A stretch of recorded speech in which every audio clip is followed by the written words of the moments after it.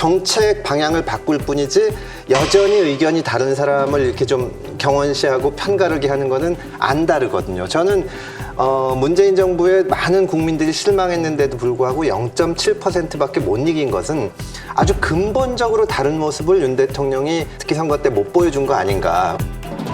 우리는 그렇게 안 하겠습니다. 생각이 달라도 존중하겠습니다. 상대방을 악마화하지 않고 나랑 다른 생각도 한번 들어보겠습니다. 이렇게 간 것이 아니라 저쪽은 다 틀렸다. 지금도 그런 식의 태도거든요. 그러니까 윤 대통령을 찍었던 사람들도 지금 여론조사를 거치면 많이 떨어져 나갔지만 선거 때 윤석열 대통령을 안 찍었던 사람들은 거의 하나도 이쪽으로 못 끌어들이고 있거든요. 그런 노력 자체를 안 하고 있는 거죠. 그러니까 그거를 그 편가르기 하는 그 문화를 내가 뛰어넘어서 바꾸겠다. 이런 어떤 좀 큰 그림을 보여줄 필요가 있다고 생각을 합니다.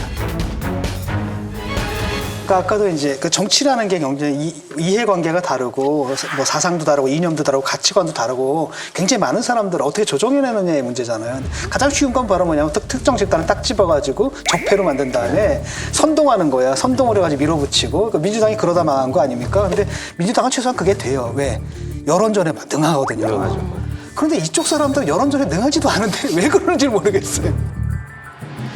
그것이 이제 누가 봐도 정말 국민들한테 인기는 없지만 반드시 꼭 해야 되는 이런 정책을 추구하다 그렇게 됐으면 이해가 되는데 좀 그런 거 아니잖아요. 소득주도 성장은 사실 실체도 없는 거거든요. 그런 게 실행된 적이 있나? 그 딱 유일한 실체는 뭐였냐면은 최저임금을 초기에 급격히 인상시킨 거. 하지만 5년 통째로 보게 되면 5년 전체로 보게 되면 평균 인상률 넘지 않았거든요.